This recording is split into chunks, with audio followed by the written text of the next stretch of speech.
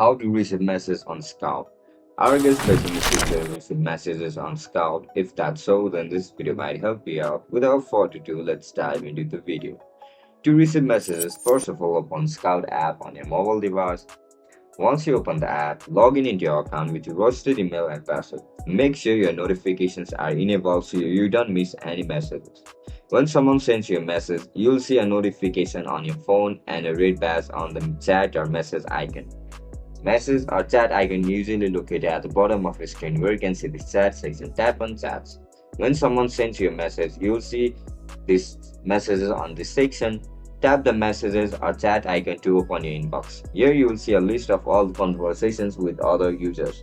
Tap on any conversation to read the message and reply if message.